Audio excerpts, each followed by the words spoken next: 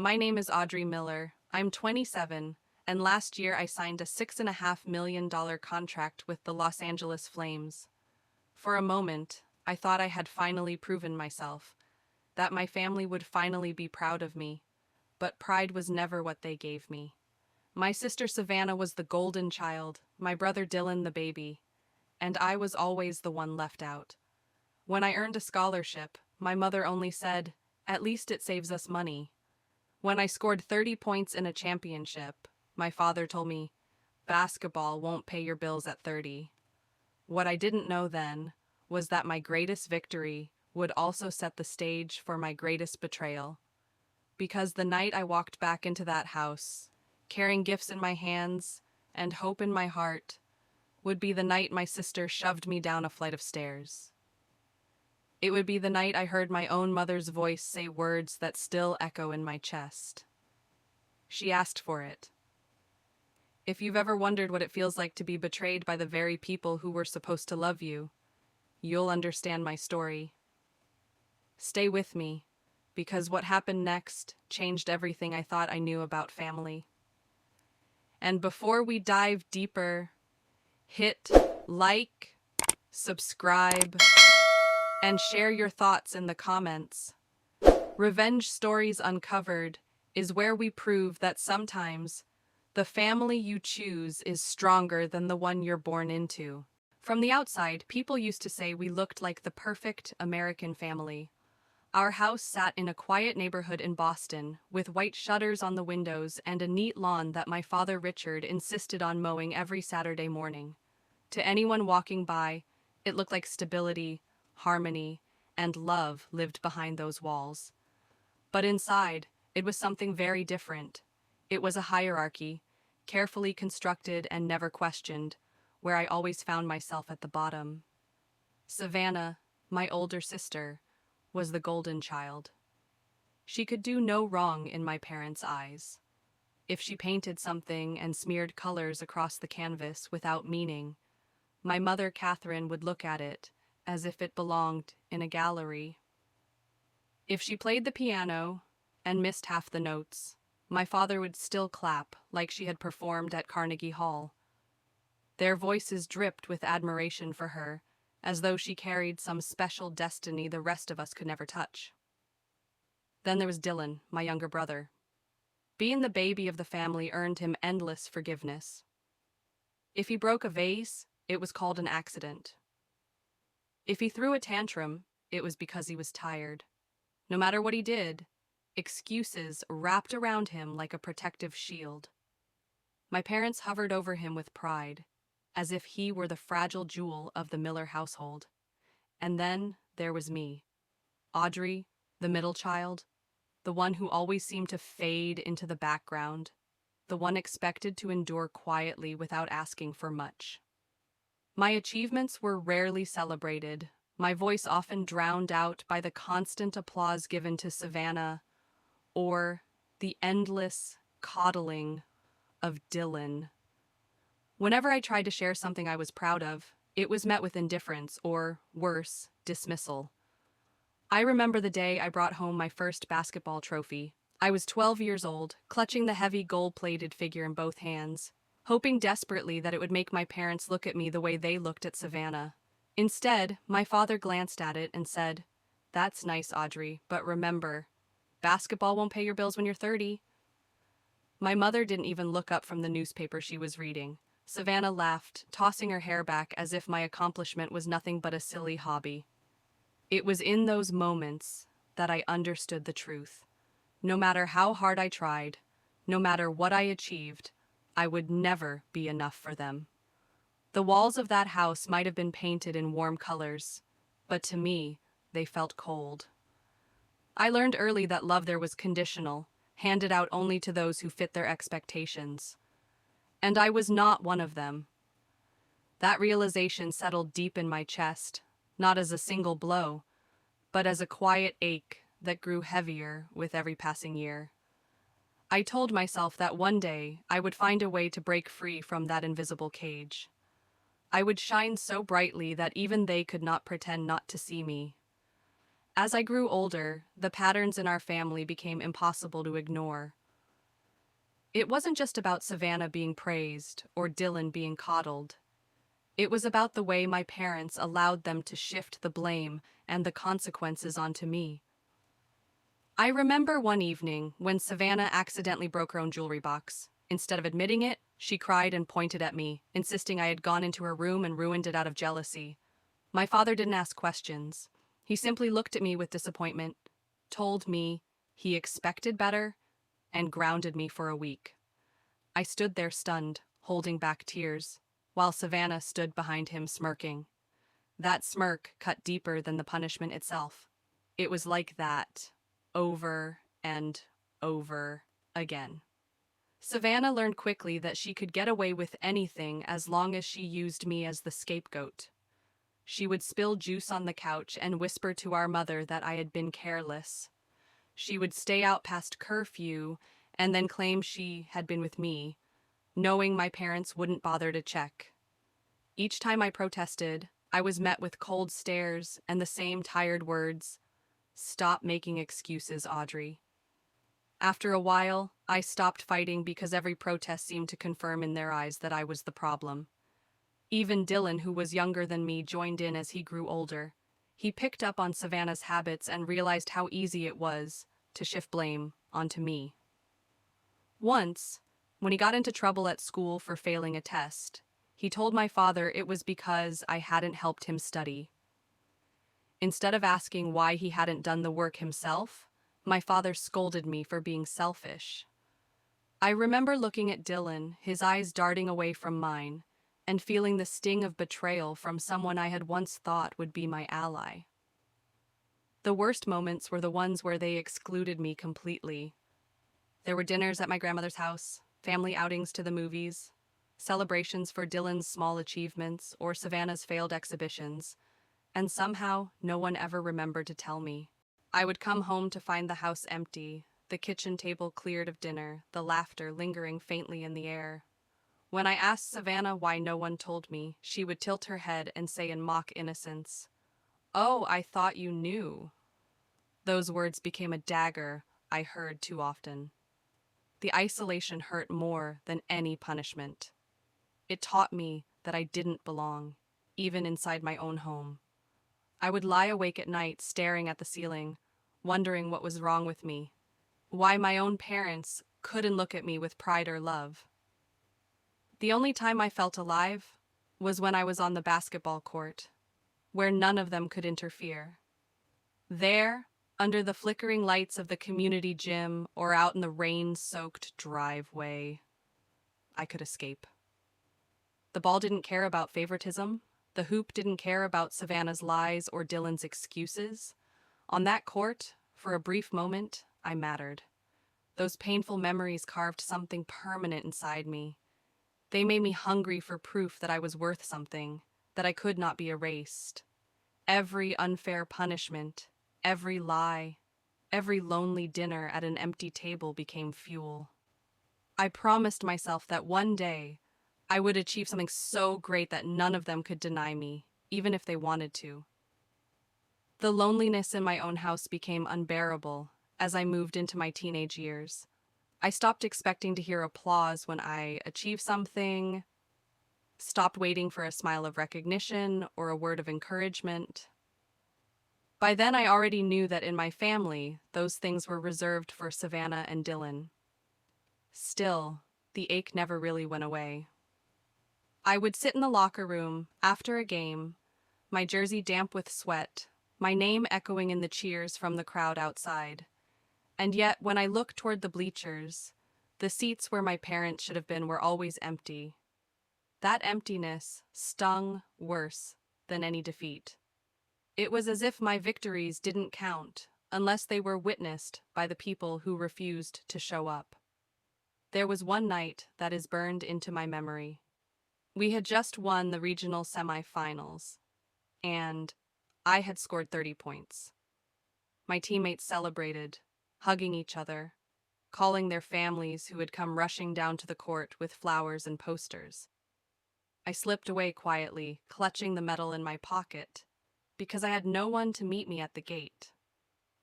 I remember walking home alone through the dark streets, the metal heavy in my palm, whispering to myself that one day I would make the whole world see me even if my family never would. That loneliness could have broken me, but instead it planted a seed of determination. I started training harder than ever. While other kids spent their weekends at the mall or at parties, I was out on the cracked asphalt court near our house, shooting until my arms ached and my legs trembled. I practiced in the rain, in the cold, in the suffocating summer heat. Each drop of sweat was a silent rebellion, a statement that I would not let their indifference define me. Every cruel word, every lie Savannah told, every time Dylan laughed at my expense became fuel.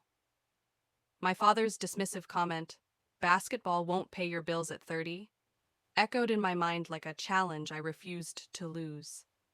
My mother's silence when I showed her my scholarship letter hardened into a reminder that I had to rely on myself. If they weren't going to believe in me, then I would learn to believe in myself. Yet beneath all that drive, there was still a desperate longing. I wanted to prove something, not just to the world, but to them. I wanted them to look at me one day and realize they had been wrong. I wanted them to regret every time they chose Savannah's mediocrity over my hard work, every time they looked past me as if I were invisible. That longing burned alongside my determination, shaping every shot I took, every sprint I ran, every hour I stayed after practice when everyone else had gone home. I thought that if I worked hard enough, if I achieved something undeniable, they would finally see me. That was the hope that carried me through the silence of my childhood. The hope that made me get up every morning and push harder. Even if their love was out of reach, I would force them to acknowledge my existence. And deep down, I believed that one day I would make them proud, whether they wanted to be or not. The more I pushed myself to rise above the silence, the more my family seemed determined to pull me back down. It was as if my determination only deepened their resentment.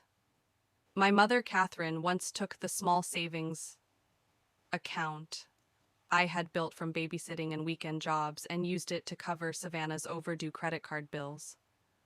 I remember standing in the kitchen holding the bank statement with tears burning in my eyes, asking her why she'd done it. She didn't even flinch. She just said, "Savannah needed it more than you do. You'll be fine, Audrey, you always are." It was not just the loss of money that crushed me, it was the way she said it, as if my efforts, my sacrifices, had no value at all. My father was no better. He had a way of turning every one of my small victories into a lecture about failure. When I made the varsity basketball team as a sophomore, he told me not to get too comfortable because women's sports never lasted. When I won a local MVP award, he warned me not to let it distract me from real responsibilities. His words were not advice. They were shackles, meant to remind me that no matter how high I climbed, in his eyes, I would never amount to anything. Savannah, emboldened by their constant defense of her, became crueler as the years passed. She mocked the way I dressed, the way I carried myself, even the friends I made. Once she deliberately spilled juice on one of my college application essays, and then told my parents I had been careless with my work. Instead of punishing her, they scolded me for being irresponsible. I stayed up all night rewriting the essay, my hands shaking with exhaustion, my heart heavy with the knowledge that in that house, truth never mattered. Only their chosen narrative did. Even Dylan, who I once thought might understand me, began to echo their words. He would tease me in front of his friends, calling me the mistake child, repeating phrases he must have overheard from our parents. I wanted to hate him for it, but deep down I knew he was simply learning the rules of survival in our family. Stand with Savannah, stand with Mom and Dad, or be left out in the cold like me. Those years carved into me a mix of anger and resolve. I had moments when the weight of it all nearly broke me, when I would curl up in my bed and wonder if I was doomed to always be less than, no matter how hard I worked. But then I would return to the court, to the sound of the ball hitting the pavement, to the rhythm that belonged only to me. Each practice session was both an escape and a vow. I promised myself that one day I would leave that house behind. I would build a life so solid, so undeniable, that their cruelty could never touch me again. What I didn't realize back then was that the very battles I fought in silence were shaping me for the storms that lay ahead. The betrayals at home were only the beginning, sharpening my spirit for the day when success would finally come, and when their resentment would turn into something far darker than words or neglect. By the time I turned 16, I had stopped waiting for help from my parents. I knew they would not save for my college fund, and I knew every penny in the house would go to Savannah's failed art projects or Dylan's private tutors. So I got a job at the local grocery store.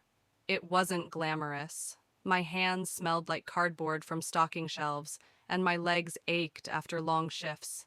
But every hour I worked meant one more dollar that was mine and mine alone. I would tuck the bills into a small box under my bed, whispering to myself that this was my ticket out. I didn't tell my parents at first.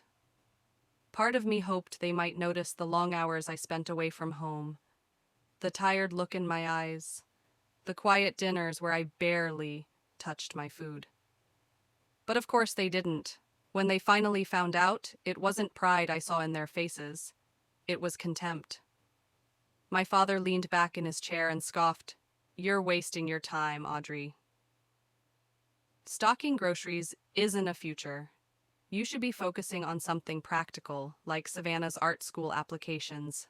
My mother chimed in, her voice dripping with disapproval. "Do you think working at a store makes you responsible?" "You're embarrassing yourself," I wanted to scream that. At least I was earning my own way. That I wasn't draining them dry like Savannah with her endless requests for tuition, supplies, and rent. But I bit my tongue, because I already knew the outcome. In that house, I would always be wrong.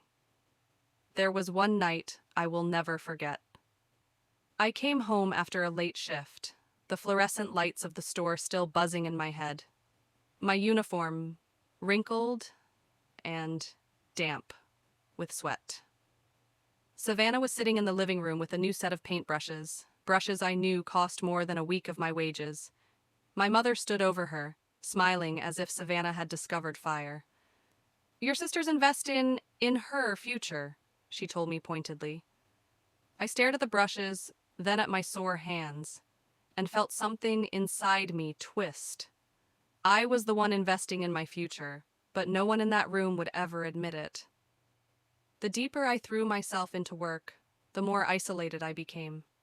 My friends from school spent weekends going to the movies, hanging out at the mall, or planning college visits with their families. I spent mine bagging groceries, scrubbing shelves, and counting coins. When people asked why my parents weren't helping me, I would shrug and say, "They're busy," as if that were the truth. In reality, they simply didn't care. What hurt most wasn't the exhaustion or the loneliness. It was the way my family twisted my efforts into something shameful. Dylan laughed at me once, telling his friends that his sister was the grocery girl, as if it were some kind of insult. I laughed along to keep from crying, but that night, as I stacked the bills under my mattress, I promised myself I would never be ashamed of hard work. If they couldn't see the value in it, that was their blindness, not mine. Still, the weight of it pressed heavily on me. I would lie awake some nights, wondering if maybe they were right. Maybe all of this was pointless. Maybe I would never escape the small life they had already written for me. But every time, I felt that doubt creeping in. I thought of the basketball court, of the sound of the ball against the pavement, of the swish of the net when I landed a perfect shot. That was where I came alive, where I remembered that I was more than the girl they ignored, more than the scapegoat they blamed. more than the grocery girl they mocked. The job gave me money, but basketball gave me purpose. And together, they lit a fire in me that nothing my parents said could extinguish. If they weren't going to believe in me, then I would carry that belief myself. I didn't know how far it would take me yet, but I knew one thing with absolute certainty. I was not going to spend the rest of my life waiting for their approval. I was going to earn my own freedom, $1 and one shot at a time. Working at the grocery store taught me discipline, but it also opened a wound that never seemed to close. Every time I folded another bill into my savings box, I felt pride in my independence. Yet at the same time, there was an ache I couldn't ignore. I wanted my parents to notice, even if just once. I wanted them to say, "We see how hard you're working, Audrey."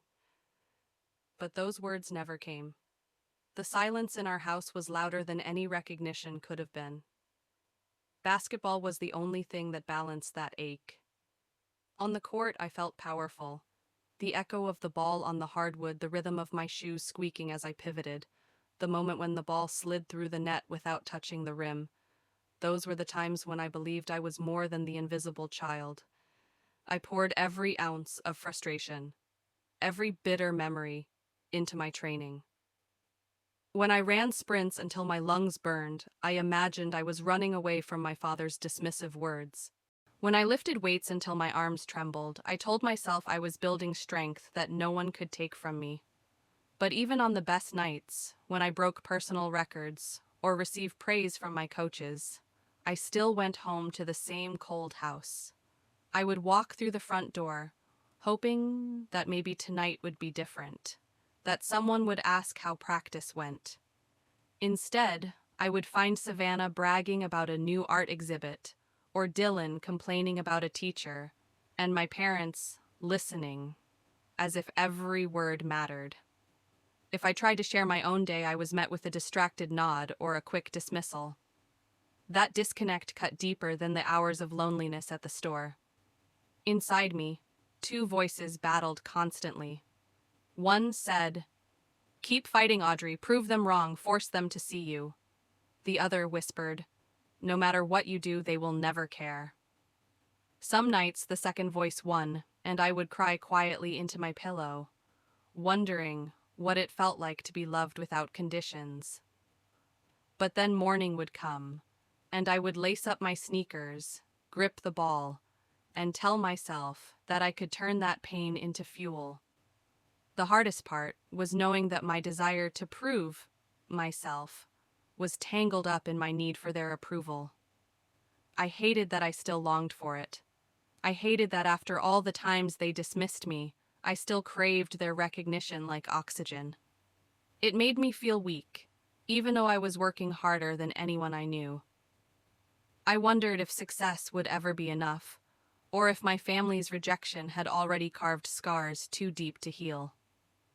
One memory stands out.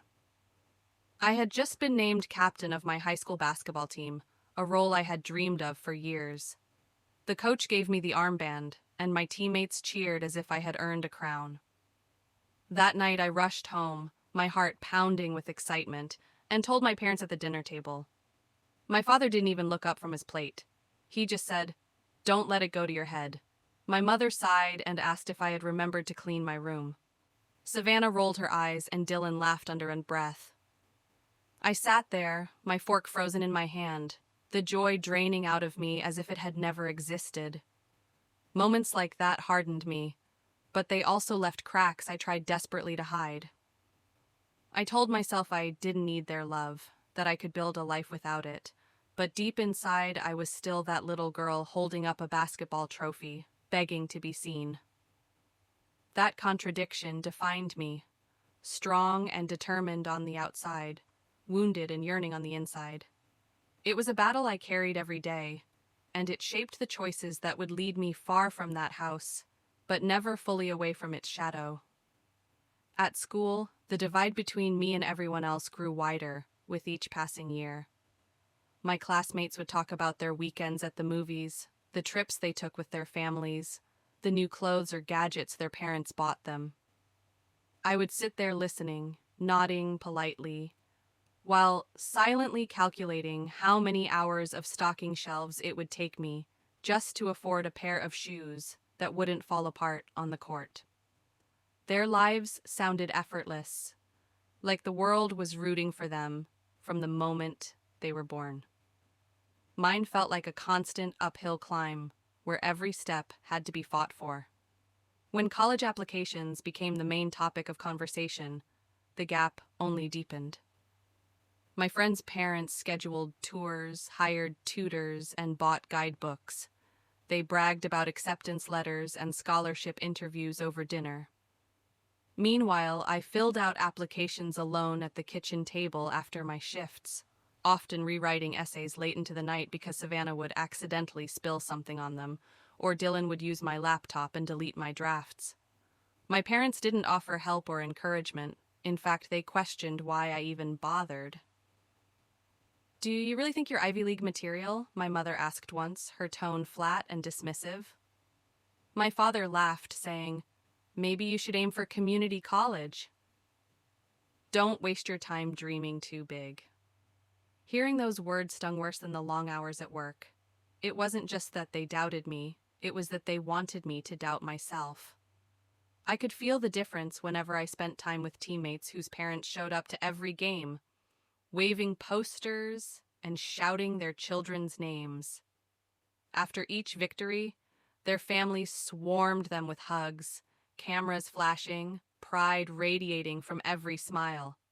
I would stand off to the side, clutching my gym bag, pretending not to care, that no one was waiting for me. The truth was, I cared deeply.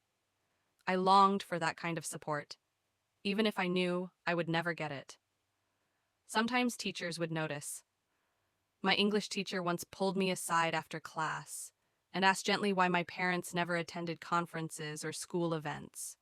I lied and said they were busy with work. The pity in her eyes made my chest tighten. I didn't want pity. I wanted recognition, not for being neglected, but for being strong in spite of it. I wanted people to see my effort, not my loneliness. Still, moments like that made me realize how different my life was compared to everyone else's. The basketball court remained my only sanctuary. Yet, even there, the comparisons haunted me. Teammates with brand new sneakers and custom gear looked at my worn shoes and patched uniform with curiosity. I shrugged it off, telling them it didn't matter. But inside, I burned with shame. I wondered how much better I could perform if I had the same resources. If I wasn't constantly weighed down by exhaustion from late-night shifts and the constant stress of being unwanted at home. That contrast between my world and theirs became unbearable at times. It wasn't just about money or opportunities. It was about belonging. My friends belonged in their families, in their communities, in the dreams being built around them. I didn't feel like I belonged anywhere. I floated between the aisles of the grocery store, the hardwood of the basketball court, and the cold silence of my bedroom, always carrying the same question in my heart. Why not me? Why was I the one chosen to be invisible? Meeting Ethan Brooks felt like stumbling into sunlight after years of walking in the dark. It happened during my sophomore year of college, when life had settled into a rhythm of practices, games, late-night study sessions, and weekend shifts to cover the costs my scholarship didn't. One afternoon, I was hurrying across campus with my backpack stuffed full of books and my gym bag slung over my shoulder when I bumped into someone coming out of the law library. My books spilled everywhere, clattering onto the pavement. I muttered an apology, kneeling to gather them up, when a pair of hands reached down and began picking them up with me. "That's a lot to carry," he said with a gentle laugh. I glanced up to see a tall guy with kind eyes, his sandy brown hair falling slightly over his forehead. He handed me a textbook and smiled. "Ethan Brooks. First-year law." I introduced myself quickly, embarrassed by the mess, but he didn't seem to mind. In fact, he offered to walk with me, carrying half my books without hesitation. We talked along the way, and I learned that he came from a family of lawyers, that he was passionate about social justice, and that his parents had been together for over 25 years. Listening to him describe his home life felt like listening to a story from another world. He spoke of Sunday dinners full of laughter, of parents who pushed him to pursue his dreams, of a sister who cheered him on in everything he did. I smiled and nodded, but inside, a quiet ache spread through me. It was the life I had always wanted but never had. Our paths kept crossing after that day. He would show up at my games, at first by coincidence, later because he wanted to. I remember one evening when I walked out of the locker room and saw him leaning casually against the wall, holding 2 cups of hot chocolate. He grinned and said, "Win or lose. You need this." No one had ever waited for me after a game before. The gesture was small, but it meant everything. As weeks turned into months, our conversations deepened. I found myself telling him things I had never said aloud, about my family, about feeling invisible, about the nights I cried quietly into my pillow. He didn't flinch, didn't tell me I was being dramatic. He just listened, his eyes steady and his presence grounding. Once, when I confessed how much it hurt to know my parents had never cheered for me, he took my hand and said softly, "Then let me cheer for you. You don't need them to know your worth." Ethan's kindness felt almost foreign at first. I wasn't used to someone seeing me without judgment, someone choosing to stay even when they saw my scars. But little by little, I let myself believe in it. I let myself believe in him. He showed me what it felt like to be valued not for accomplishments, not for what I could provide, but simply for being me. It was terrifying and healing all at once. Still, his warmth sometimes cast harsher shadows on my reality. Sitting across from him at his family's dinner table, listening to his parents ask about my classes and offer second helpings of food, I felt both embraced and exposed. I realized how much I had missed growing up, how empty my own home had been compared to this. There were moments I wanted to retreat to protect myself from the ache of comparison, but Ethan never let me feel out of place. His family welcomed me as if I belonged. And for the first time, I understood that family could be chosen, not just inherited. Falling for Ethan didn't erase the pain of my past, but it gave me something new to hold on to. He became a mirror, reflecting a version of myself I had never been allowed to see. Worthy, capable, loved. And with him by my side, I began to believe more deeply that I could build a future that had nothing to do with the shadows of my childhood. With Ethan by my side and Coach Helena pushing me harder than ever, my game reached a level I had only dreamed of. Practices no longer felt like a burden, they felt like steps towards something greater.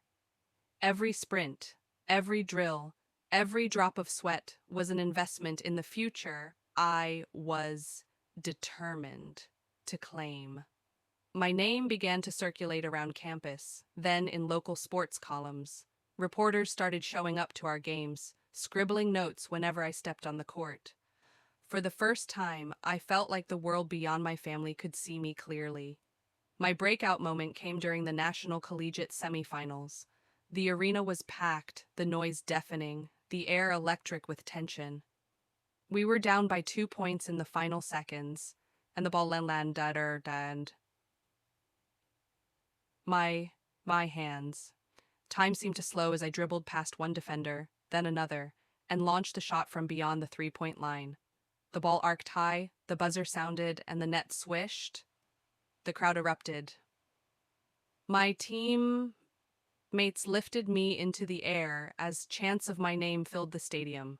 It was the kind of moment I had chased my entire life, the kind I thought might finally prove I was worth something. And yet that same question kept me moving. Every time I felt the weight of envy or despair, I tightened my grip on the ball and reminded myself that I had something they didn't. I had fire, I had hunger. I had a reason to fight that went deeper than privilege or comfort. My friends might have had cheering parents and shiny new shoes, but I had resilience forged in neglect. It was a lonely kind of strength, but it was mine, and I swore I would use it to carve a place for myself in a world that seemed determined to shut me out. One rainy evening changed everything for me.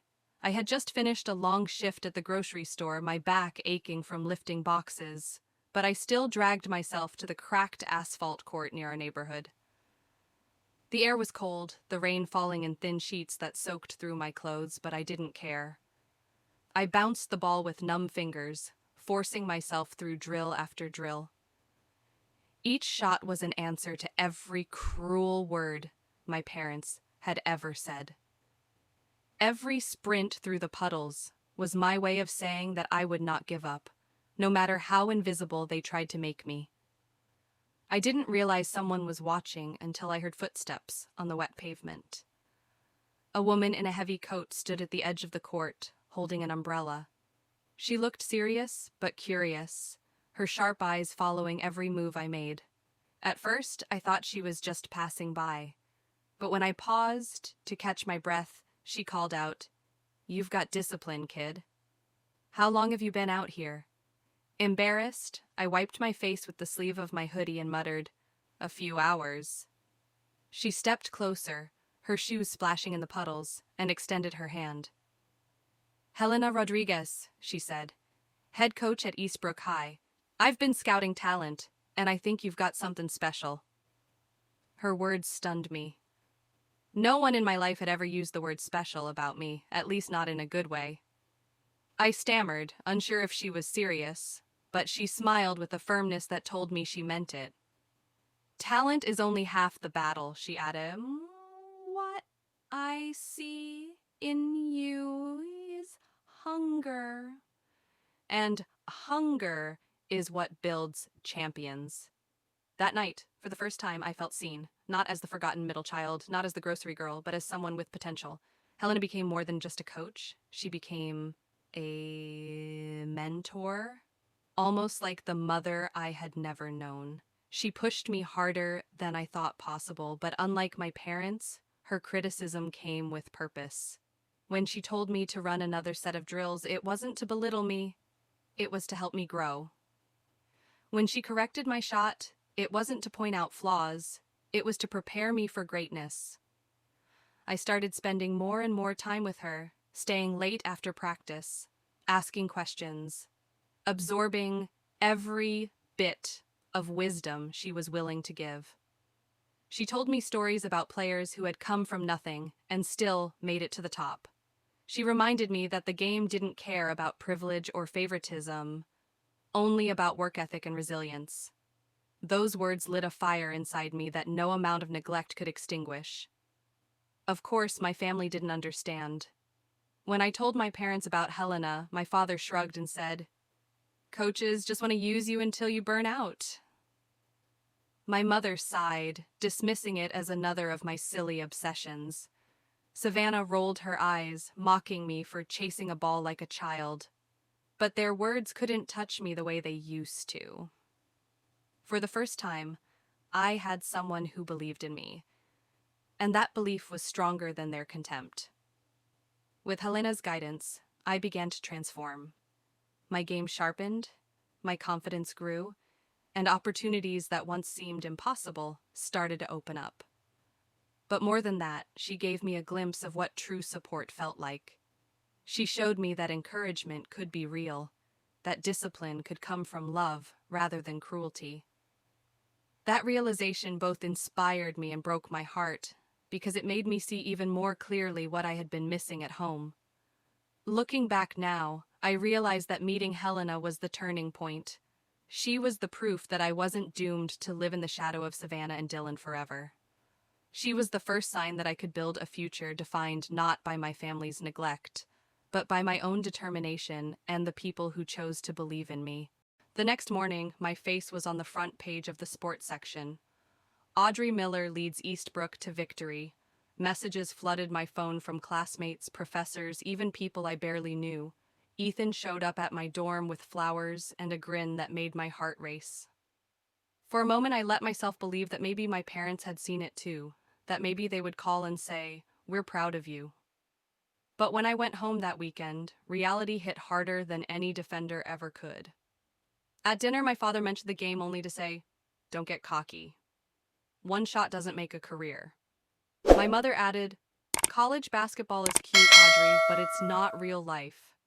You need a plan that will actually support you when this is over." Savannah smirked across the table, scrolling through her phone, and said loudly enough for everyone to hear, "People are only excited because it's temporary.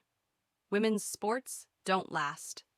Dylan laughed, nodding in agreement. The words stung, not because they were unexpected, but because even now, when the world was finally noticing me, my family refused to. Their indifference was like a wall I couldn't climb. I wanted to scream, to throw the newspaper down in front of them and demand they see what I had accomplished. But instead, I sat in silence, the medal from the tournament heavy in my bag, the pride I had felt dissolving into bitterness. After dinner, I overheard Savannah telling a friend on the phone that I was nothing but a fluke, that I'd probably injure myself and fade into obscurity. My chest tightened, not with surprise, but with a deep, simmering anger. I realized then that no matter how brightly I shined, they would always try to dim my light. Their approval was not something I would ever earn, no matter how high I climbed. So I stopped chasing it. From that point on, I told myself I was playing not for them, but for me. For the girl who had stood alone on an empty court in the rain. For the teenager who had saved every penny from late-night shifts. For the young woman who refused to quit even when everyone else wished she would. Every game became a battle to prove that their words did not define me. And with Ethan's voice cheering louder than the silence at home, I began to believe that maybe, just maybe, I didn't need them at all. The more my name appeared in the headlines, the more Savannah's resentment grew. At first, it showed in small ways. She would make snide remarks under her breath when I walked into a room, comments like, "Here comes the star," or "Don't let the fame go to your head." But as my career gained traction, her bitterness hardened into something sharper. It was no longer quiet jealousy. It became open hostility. I remember the first time she took it public. I had just been interviewed after a big game, and the local paper printed a photo of me mid-shot, sweat glistening, eyes locked on the basket. It was one of the proudest moments of my life, seeing myself not as the forgotten child, but as an athlete, someone worth noticing. That same evening, Savannah posted the photo on her social media with a caption that read, "Cute hobby, but let's be real. Women's basketball is basically charity work." Within hours, her friends had liked and shared it, adding their own cruel jokes in the comments. When I confronted her, hoping maybe she would understand how much it hurt, she only smirked and said, "If you can't handle a little criticism, maybe you don't belong in the spotlight." My parents, of course, defended her. My mother claimed she was just teasing. My father shrugged and said, "You need thicker skin if you want to survive in that world." It was the same old story. Savannah could do no wrong, and I was left to absorb the blows. But the damage went deeper than embarrassment. Her words began to follow me. Reporters asked about the posts, teammates whispered behind my back, and strangers online echoed the same dismissive comments she had started. No matter how hard I played, no matter how many points I scored, her voice lingered like a shadow, feeding the doubts I carried from childhood. Maybe she was right. Maybe none of this would last. Ethan tried to shield me from it. He would remind me that jealousy often speaks the loudest when someone feels small. He told me Savannah's cruelty was not a reflection of my worth, but of her own emptiness. Still, late at night, scrolling through the comments, I couldn't silence the ache in my chest. It felt like I was fighting not just opponents on the court, but an invisible war against the very people who should have been in my corner. The worst came after I led my team to the state championship. Instead of congratulating me, Savannah wrote another post saying, "Funny how she can win on the court, but still lose in life. Success doesn't change the fact that she's a nobody at home." The words cut deeper than she could ever know. They reminded me that no matter how much I accomplished, I would always be invisible in the place I needed validation most. What made it unbearable was that her voice had power within our family. When she spoke, my parents listened. They laughed at her jokes, nodded at her cruel observations, and acted as if her bitterness was truth. I realized then that Savannah wasn't just jealous. She was determined to tear me down before I could climb any higher. She wasn't content with being the golden child. She wanted to make sure I stayed in the shadows where I had always been. Instead of breaking me, though, her hostility lit a fire in me. I told myself that if she wanted me to fail, then the greatest revenge would be to succeed beyond anything she could imagine. I would take every word she threw at me, every cruel post, and turn it into fuel, because I knew something she didn't. Fame fades, but discipline lasts, and no amount of her jealousy could erase the hours I had poured into my craft. Still, even as I rose higher, a small part of me ached with the same question that had haunted me since childhood. Why couldn't my own family see me? Why was it easier for strangers to cheer for me than for my parents and sister to say they were proud? That unanswered question followed me into every victory, reminding me that even in the brightest moments, the shadows of my family's cruelty were never far behind. By my senior year, the buzz around my name had grown too loud to ignore.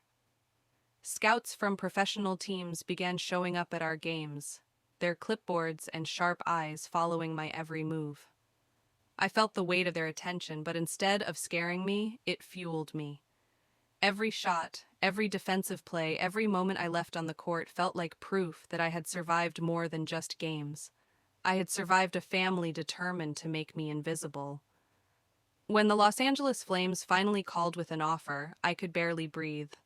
A 3-year contract worth $6.5 million. It was the kind of dream I had clung to through every long night on the cracked courts, through every insult from my parents, through every cruel laugh from Savannah. I should have been celebrating. I should have been shouting the news from rooftops. Instead, my first instinct was to share it with my family, to walk into that house with the contract in my hand, and see pride, maybe for the first time, light up their faces. I told myself that this was it. This was the undeniable proof that I was not a failure, not the invisible child. This was the moment that would finally change everything. The reality was far from what I imagined. When I sat them down in the living room and told them the news, Savannah burst out laughing. $6 million for bouncing a ball? That's ridiculous. Who would waste money on you? My father's lips curled into a frown. Don't think money will make you important, Audrey. You're still just playing games. Real success is building something lasting like Savannah's art. My mother's face stayed unreadable, but her words cut deepest of all. Don't get ahead of yourself. Women's sports barely draw a crowd. This won't last. I sat there with the contract trembling in my hands, my chest tightening as their voices overlapped, dismissing the very thing I had worked my entire life for. I wanted to scream that I had earned this, that the world beyond our four walls finally saw my worth. But instead, I swallowed the pain, forcing myself to stay calm. Ethan, who had come with me for support, squeezed my hand under the table. His silent gesture was the only anchor keeping me from breaking apart. Savannah didn't stop there. That night, she went online and posted a mocking status. Guess my sister thinks she's a millionaire now. Too bad you can't buy class or talent. The comments poured in, echoing her cruelty, and I felt the familiar sting of her words, spreading like poison. Only this time, it wasn't just within our family. It was public, humiliating, and impossible to ignore. The more my career shined, the harsher their bitterness grew. They saw my success not as something to be proud of, but as a threat to the roles they had built for themselves. Savannah couldn't stand the thought of me outshining her. My father refused to admit he had been wrong. My mother clung to her narrative that I would always fall short. Their rejection reached a boiling point, and I realized there was no victory big enough to change them. And yet, even as their contempt deepened, I felt something shifting inside me. For the first time, their words did not carry the same weight. I looked at the contract, at Ethan's steady support, at the opportunities opening before me, and I knew that their approval no longer determined my future. They could laugh, dismiss, or mock me all they wanted, but the world beyond our walls had already spoken. I had made it. Still, a quiet sadness lingered beneath the triumph. I had spent my whole life dreaming of the day my family would finally see me, and now I understood that day would never come. It was a bittersweet truth, one that both freed me and broke my heart. Because even in the glow of success, even with the promise of a future I had built with my own hands, I couldn't silence the small voice inside that whispered the same question I had carried since childhood. Why not me? Why couldn't they love me the way they were supposed to? I told myself that going home was the right thing to do. After the contract was signed and the calls with my agent ended, after Ethan hugged me in the parking lot and said he was proud, there was a voice inside me that whispered the same old promise. If I walk through that door carrying proof of the life I built, they will finally see me. I clung to that hope the way a swimmer clings to air. On the way to Boston, I stopped at 3 different stores. I chose a leather strap watch for my father because I remembered him pausing in front of a display case once, pretending not to care, but counting the seconds with his eyes. For my mother, I picked a handbag from a brand she used to point at in magazines, the kind she would circle with a pen and then slide the page back into the stack as if hiding desire could make it disappear. For Savannah, I found a necklace from a young designer that critics were raving about. A small silver piece with a sharp, clean line. Modern, but soft. The kind of thing she would post in a photo with perfect lighting. For Dylan, I bought the latest gaming console, the one he had complained about not having while insisting that my job at the store was embarrassing. I wrapped each gift slowly, wrote their names on tags, and stacked them in the trunk like fragile promises. The drive felt shorter than it should have, maybe because my mind kept running ahead of me into the house I grew up in.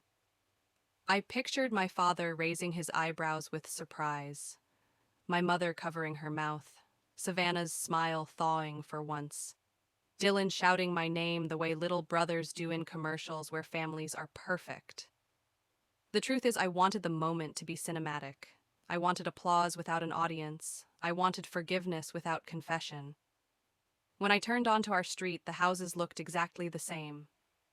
Children rode bikes in lazy circles. A neighbor waved from her porch. The lawn out front was trimmed tight as always, and the shutters were still a fresh white that made the brick look richer than it was. My hands shook when I gathered the bags, not from the weight, but from the fear that hope was heavier than it looked. I let myself in with my old key, the smell of lemon cleaner mixed with a trace of my mother's perfume, and for a second I was 14 again, barefoot on the kitchen tile, clutching a trophy and waiting for a reaction that never came. I set the gifts on the hall table and called out that I was home. My voice echoed too loudly in the quiet. My mother came first, wiping her hands on a dish towel. She blinked as if the light hurt, then forced a smile that never reached her eyes. My father appeared in the doorway of the den, still holding the remote. His expression was neither happy nor angry, only mildly inconvenienced. As if I were a commercial interrupting his show. Savannah's heels clicked on the hardwood behind them, then Dylan's steps thudded down from the stairs. For one wild heartbeat, I thought this could still go well. I told them I had news and asked if we could sit for a minute. We gathered in the living room, the same room where family photos lined the staircase in careful order. Savannah in a cap and gown. Dylan at a science fair with a ribbon. My parents on an anniversary, his arm around her waist, her head tilted toward him as if listening to a secret. There were photos of me too, but they were smaller and placed on the ends of the frames like afterthoughts. I took a breath and told them about the offer, about the 3-year contract, about the chance to play in a city I had dreamed about since I learned what a dream was. I kept my tone steady, my words simple, as if careful language could protect me from old wounds. Silence followed, heavy and familiar. I tried to bridge it by reaching for the gifts. I handed my father the watch and watched his fingers trace the leather band. I placed the handbag in my mother's lap and saw her palm slide over the stitching.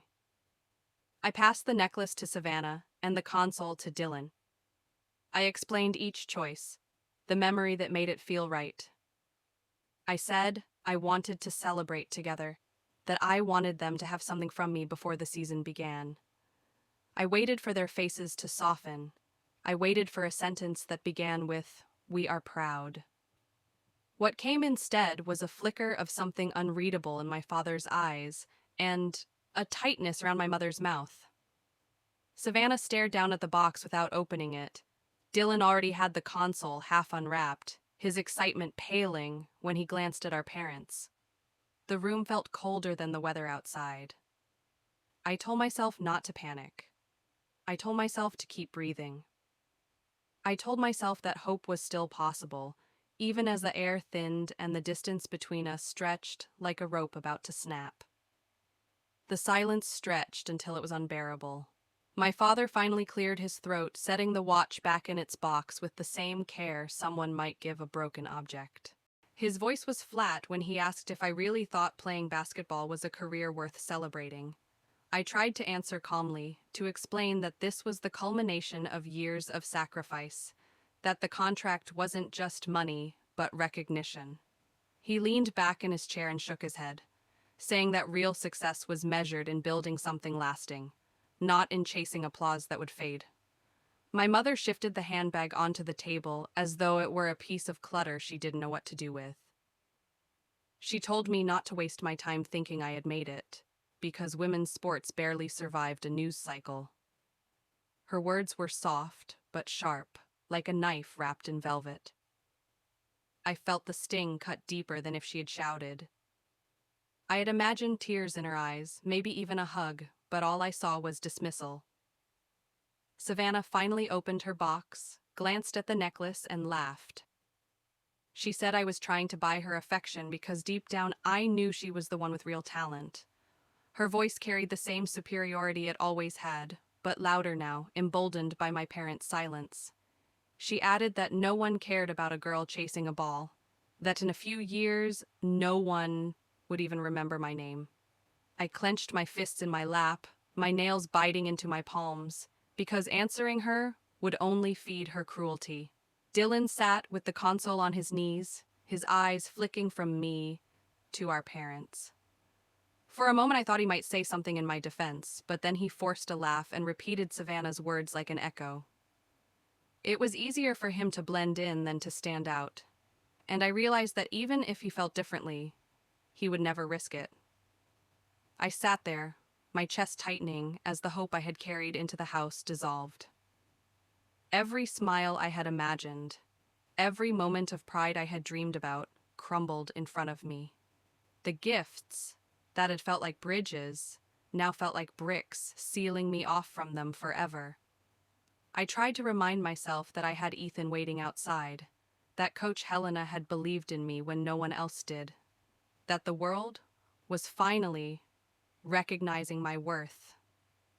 But inside that house, none of it mattered.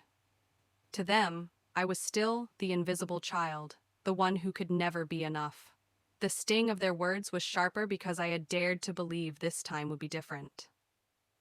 I had let myself hope, and hope was a dangerous thing in my family.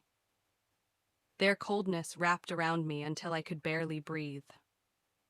My father turned back to the television. My mother began clearing the table. Savannah slipped her necklace into her pocket with a smirk, and Dylan disappeared upstairs with the console. Within minutes, the room was empty, leaving me alone with the gifts I had brought, and the weight of rejection, heavier than ever. I sat frozen, staring at the space where they had been, telling myself not to cry. Crying in that house had always felt like giving them victory, like confirming the weakness they accused me of. So I swallowed the tears, gathered the wrapping paper, and told myself to stand tall. But inside, something had cracked. I knew then that no contract, no medal, no championship would ever earn their pride. And as much as that truth hurt, it also sparked something darker. A slow, burning anger that whispered of a reckoning I didn't yet understand. I should have left the moment they turned away from me, but a part of me refused to walk out without trying one last time. I stood in the middle of the living room, my voice trembling but steady enough to ask why they couldn't be happy for me. I asked what more I had to do to earn their pride. For a moment, no one answered. Then Savannah snorted and said I was pathetic for begging. Her words echoed in the silence like a slap. The anger I had swallowed for years began to rise. I told her that I had worked for everything I had, that while she wasted opportunities and ran through our parents' money, I had fought tooth and nail to build something real. My father's face darkened as he barked at me to stop disrespecting my sister. My mother muttered that I was ungrateful, that I didn't understand how much they had sacrificed for the family. The words felt like poison. Sacrificed for the family, she said, when every sacrifice had been taken from me. Savannah stood and moved closer, her eyes blazing. She accused me of thinking I was better than them just because I had a contract. I told her the truth I had carried in my chest for years, that I had never wanted to be better. I had only wanted to be seen. The room pulsed with tension, each sentence sharper than the last. Dylan reappeared halfway down the stairs, watching like an audience member waiting for the show to climax. The shouting grew louder. My father slammed his hand against the arm of the couch, warning me that arrogance would destroy me. My mother's voice shook with fury as she accused me of trying to tear the family apart. Savannah moved even closer, her finger jabbing toward me as she hurled insult after insult. I could feel my body trembling, not with fear, but with a rage I had buried for too long. I told her that her jealousy didn't make me smaller. It only revealed how empty her life was. That was the moment something inside her snapped. She lunged, shoving me with both hands. I stumbled back, my heel catching the edge of the rug. Before I could regain my balance, she shoved again, harder this time, and I felt myself tipping toward the staircase. The world tilted, the room spun, and the only sound was my mother's sharp intake of breath. Then came the fall, each step slamming into my body until the ground rose up and struck me with a force that stole my breath away. For a moment, there was only silence. I lay crumpled at the bottom of the stairs, pain shooting through every bone, my vision blurring at the edges. I heard Savannah's footsteps retreating. My father's angry mutter. My mother's voice cutting through the haze with words that sliced deeper than the fall itself. She asked for it. The cruelty in her tone shattered something inside me that had already been fragile. I tried to move, to call out, but the darkness rushed in too quickly. My last sight before the world went black was the ceiling light above me, glowing faintly like a star I could never reach. And in that instant, every illusion I had clung to about family, about love, about belonging, finally crumbled. The darkness swallowed me whole. At first, it was weightless, like drifting underwater. but soon it thickened into something heavy, something that pinned me down. I remember flashes, a faint beeping, the sterile smell of antiseptic, voices muffled as though spoken through walls. Then nothing again, just the endless void. When I finally clawed my way back to the surface, I opened my eyes to the blinding white of a hospital ceiling. My body felt foreign, heavy, wrapped in pain that seemed to pulse with every heartbeat. The nurse told me I had been unconscious for 3 days. I tried to speak, but my throat was raw. My voice, barely a whisper. My first question was about my family. Had they come? Had anyone been waiting? She hesitated, and that hesitation was answer enough. She admitted gently that no one had been by my side, except a coach who had called twice to check in. My chest tightened with a familiar ache, sharper now because I had hoped, even after everything, that near tragedy might soften their hearts. But they had left me alone, just as they always had. Later, when the nurse brought me my personal belongings, I noticed my wallet was missing. My phone was gone too, and so was the bracelet Ethan had given me on my birthday. Confused, I asked about them, and she explained that my parents had come briefly the night I was admitted. Instead of asking about my condition, they had gathered my things and left. At first, I told myself it had to be a mistake, that maybe they were keeping them safe. But when I managed to call my bank days later, the truth hit like another fall. My account had been drained. Nearly every dollar I had saved was gone. The betrayal hollowed me out. It wasn't just that they had abandoned me when I lay broken in a hospital bed. It was that they had taken from me even in that moment, as if I were nothing more than a resource to be stripped. I could almost hear my mother's voice in my head, cold and sharp. She asked for it. Now it wasn't only a dismissal of my pain, but a justification for their theft. Ethan arrived that evening, his face pale with worry, his arms wrapping around me so carefully it made me cry. He told me he had rushed back as soon as he were that he'd been calling nonstop, but my phone had been disconnected. When I explained what happened, he clenched his jaw in anger, promising we would make it right. Coach Helena came the next day, her presence steady and firm, like an anchor in the storm. She brought flowers, but more than that, she brought belief. She looked me in the eyes and told me that my story wasn't ending here. And yet, lying in that hospital bed, I felt the weight of defeat. My body was battered, my career suddenly uncertain, my savings stolen, and my family's betrayal complete. The physical pain was nothing compared to the ache in my chest. I had thought the fall had broken my bones, but in truth, it had broken the last fragile thread tying me to them. For years I had begged for recognition, carried hope like a torch in the dark, but now the flame was gone. What remained was something colder, something harder. I knew then that the girl who had walked into that house with gifts and hope had died at the bottom of those stairs. The woman who opened her eyes in that hospital bed was someone else entirely. Someone who would no longer ask for love where none existed. Someone who would no longer tolerate cruelty disguised as family. When I finally opened my eyes again, the world was blurred and unbearably bright. The ceiling above me was white, the kind of sterile white that made it impossible to tell what time of day it was. For a few seconds, I didn't know where I was. My body felt heavy, every limb wrapped in lead, and pain radiated from my ribs and spine each time I tried to breathe.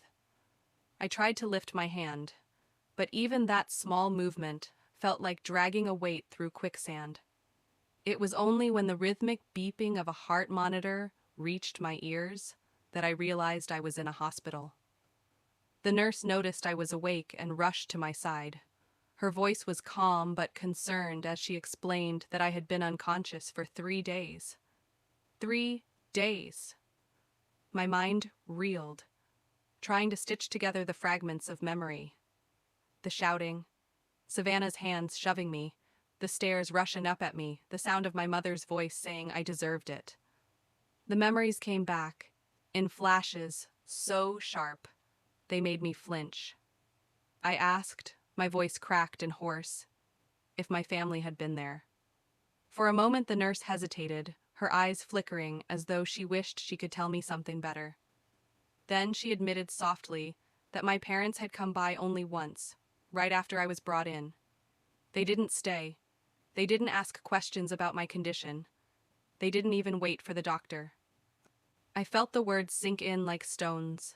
They had left me again. In my darkest moment, when I was broken and barely alive, they had chosen to walk away. I told myself maybe it was too much for them.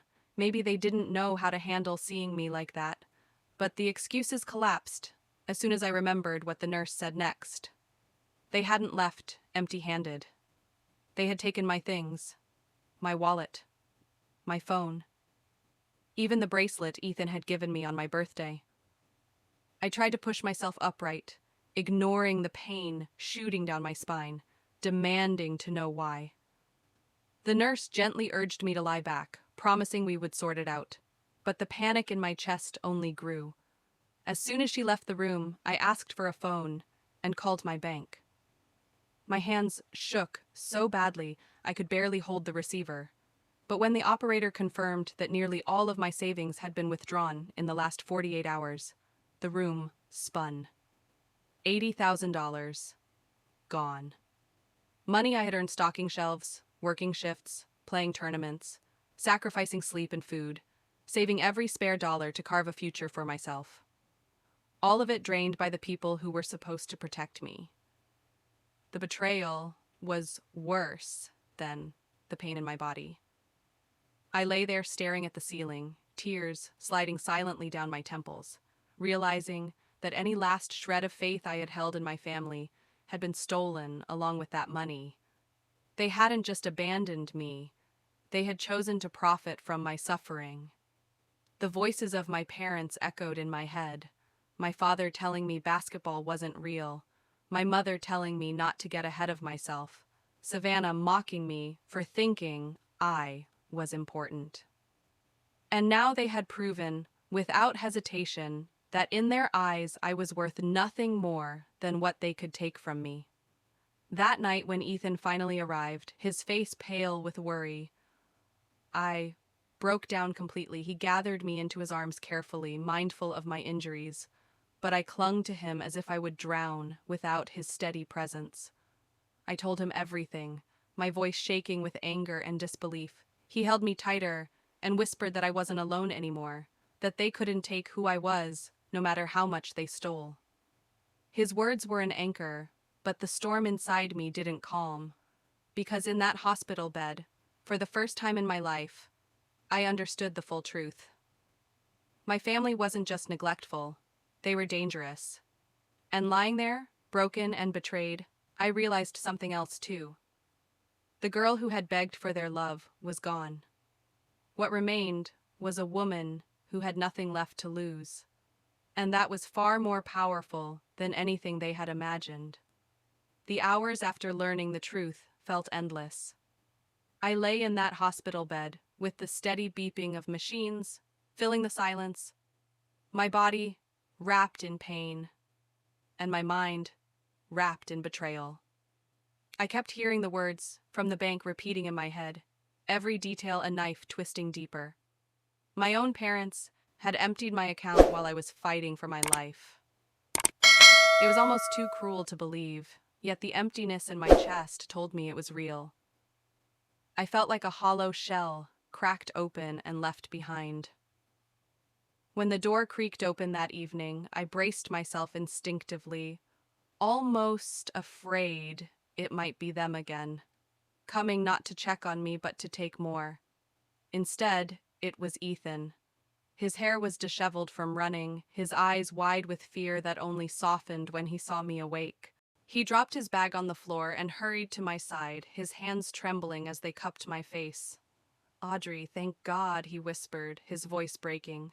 "I've been calling for days, but your phone—" He stopped, realizing, then swallowed hard. I didn't have to explain. He understood. I let the tears spill over as I told him what happened, how they had taken everything. His jaw tightened, and for the first time I saw a flash of anger in him that matched the storm inside me. He didn't tell me to calm down, didn't offer excuses for their behavior. He simply said, "They don't deserve you. And they won't get away with this." His certainty was like a lifeline, pulling me back from the abyss. The next day, Helena walked into the room with her usual no-nonsense presence, carrying a bouquet of bright lilies that seemed almost out of place in the sterile space. She set them down on the table without ceremony and looked me straight in the eyes. "You're tougher than this," she said firmly. "Don't let them think they've won." I tried to protest, to tell her how broken I felt, but she shook her head. "I've seen players come back from injuries worse than yours. Pain is temporary, Audrey. Character is permanent, and you've got more of that than anyone I've ever coached." Her words cut through the fog like a sharp blade. For years, my parents had chipped away at me, convincing me I was nothing. Yet, here was someone who saw me at my lowest and still believed I was built of something unshakable. Helena stayed for hours, talking with Ethan and me about my recovery, about the steps we would take, about not letting despair win. She treated me like I was still an athlete, still a fighter, not a victim. It was a gift more powerful than any medicine. The contrast between them and my family could not have been clearer. My parents and siblings had left me in darkness, stealing what little I had. Ethan and Helena had stepped in with light, not because they were obligated, not because of blood, but because they chose to. That choice meant everything. It showed me that family could be built, that loyalty and love did not depend on shared DNA. As I watched Ethan adjusting the blanket around me and Helena scolding me for looking too defeated, a realization bloomed quietly inside. Maybe losing what I thought I needed, my parents' approval, was the only way I could see what I truly had. I wasn't alone. I never had been. I just hadn't been looking in the right direction. For the first time since the fall, I let myself exhale.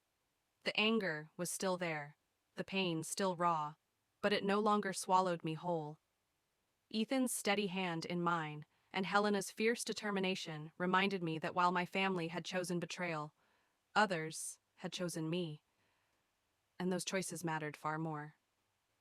The nights in the hospital were the hardest. During the day, I could distract myself with Ethan's gentle presence or Helena's fierce encouragement. But when the lights dimmed and the halls grew quiet, the silence pressed down on me. I would stare at the ceiling and replay everything in my mind. The way Savannah's hands shoved me, the way my body hit the stairs, the sound of my mother's voice, coldly, declaring I had asked for it. No matter how many times I tried to push the memory away, it came back sharper, heavier, as if demanding I face it. For so long, I had lived with the illusion that my family's cruelty was temporary, that it came from misunderstanding or from stress, that one day when I achieved something undeniable, they would finally recognize me. Even when they ignored my games, mocked my scholarship, or belittled my dreams, I carried a fragile hope that love might still be buried somewhere beneath their harshness. That hope was what had made me buy those gifts, what had made me walk back into that house with trembling hands and a heart full of expectation. Lying in that bed, my body aching and my savings gone, I realized that hope had been nothing but a mirage. It wasn't that they failed to see me, it was that they refused to, and refusing to see me meant refusing to love me. They hadn't just forgotten me in a moment of crisis, they had chosen to exploit my weakness, to strip away what little I had left. That truth was like a knife, severing the last thread of loyalty I had clung to. The pain of that realization was almost worse than the physical pain. My injuries would heal, the doctors told me, though slowly. But how do you heal from the knowledge that the people who brought you into this world had abandoned you so completely? I thought about the little girl I once was, standing in the kitchen holding a trophy, waiting for applause that never came. I wanted to reach back through time and tell her the truth, that she would never get what she was waiting for, that no amount of success would change them. I wanted to spare her years of disappointment, the nights of crying quietly into her pillow, the desperate hope that maybe tomorrow would be different. There was a moment, late one night, when I caught my reflection in the darkened window. I hardly recognized myself. My face was pale, bruised, thinner than I remembered, but what struck me most was the expression in my eyes. It was no longer the pleading look of a daughter yearning to be seen. It was something colder, harder, steadier. I realized then that the part of me that had begged for their love was gone. What remained was someone who had survived their indifference, their cruelty, and now, their betrayal. It hurt to let go of the illusion. It hurt to accept that the family I had been chasing all my life did not exist, at least not in the form I wanted. But in that pain, something else took root. A new clarity. I didn't need them to define me anymore. I didn't need their approval or their recognition. What I needed was to face forward, to take the strength forged in neglect and betrayal, and turn it into something they could never take from me. As dawn crept through the blinds, painting the room in pale light, I made a quiet promise to myself. I would stop waiting at doors that would never open. I would stop offering gifts to hands that only knew how to take. And I would stop calling blood family when their actions had proven otherwise. That promise was not born of anger alone, but of survival. For the first time, I allowed myself to believe that letting go of them might not be the end of me. It might be the beginning. The morning after I made that promise to myself, something inside me shifted. The pain in my body was still sharp, the bruises still vivid, but my mind felt clearer than it had in years. I realized that holding on to the illusion of family had kept me chained, and now that the chain was broken, I was free to choose a different path. I no longer wanted their approval, but I couldn't ignore what they had done. They had tried to destroy me with their neglect and contempt. And when that failed, they had turned to betrayal. If I stayed silent, if I allowed them to walk away untouched, then all the years of pain would mean nothing. Ethan sensed the change in me before I spoke it aloud. He sat by my bedside, holding my hand, his thumb tracing circles against my skin. When I told him I couldn't let this go, that I wanted justice, his eyes didn't widen in surprise. He only nodded, as though he had been waiting for me to say the words. "Then we'll fight," he said simply. That steady certainty in his voice lit a fire in me. Helena was just as firm. She came in that afternoon with her usual sharp gaze, and when I told her I planned to take legal action, she crossed her arms and gave me the kind of nod she usually reserved for players who had just made a breakthrough on the court. "Good," she said. "You've been playing defense your whole life with them. It's time to go on offense." Her words made me smile for the first time in days, a thin but real smile that reminded me I still had strength left. Of course, the path ahead terrified me. Taking them to court meant reliving everything. The fall, the theft, the years of neglect. It meant exposing my wounds to strangers, letting the world peer into the parts of me I had spent years trying to hide. But every time doubt crept in, I reminded myself of the nurse's hesitant face, of the empty bank account, of my mother's cruel words echoing at the bottom of the stairs. They had already taken so much. I couldn't let them take my silence, too. With Ethan's help, I contacted an attorney. The process was slow, full of paperwork and questions that made my chest tighten, but each step was a declaration that I was no longer their victim. We gathered hospital reports that documented the severity of my injuries. We filed claims with the bank, showing the withdrawals made while I was unconscious. And slowly, Piece by piece, the case began to take shape. The more evidence piled up, the more I felt a strange mix of fear and empowerment. Fear, because facing them in court would be brutal. Empowerment, because for once I wasn't just absorbing their cruelty, I was confronting it. At night, when the hospital grew quiet, I thought about the girl I used to be, the one who believed love could be earned if she worked hard enough. I whispered to her in the darkness that we were done begging. We were done waiting for applause that never came. From now on, our story would not be about survival alone. It would be about justice. I didn't know yet what the outcome would be, whether the court would truly deliver what I hoped for. But I knew that even if the process was long and painful, even if my family tried to twist the truth as they always had, I would no longer stand in silence. I would no longer be the invisible child. I would walk into that courtroom with every scar, every bruise, every betrayal, and I would let the world see what they had done. For the first time, the thought of facing them didn't make me shrink. It made me stand taller, even in my broken body. Because justice wasn't just about punishing them, it was about reclaiming the voice they had stolen from me. And this time, I wasn't alone. I had Ethan's steady hand, Helena's unwavering belief, and my own resolve forged through years of pain. That was more than enough to begin. And that, my friends, is my story. It isn't just about betrayal, or the courtroom, or the scars I carry. It's about reclaiming my life when others tried to take it away. If you've ever felt unseen in your own family, if you've ever carried pain in silence, I want you to know you are not alone and your story matters. Thank you for walking this journey with me. If my voice has reached you, if my fight has reminded you of your own strength, then stay with us. Like, share, and subscribe to Revenge Stories Uncovered, where we prove again and again that the best revenge isn't just justice. It's becoming stronger, freer, and truer than anyone ever believed you could be.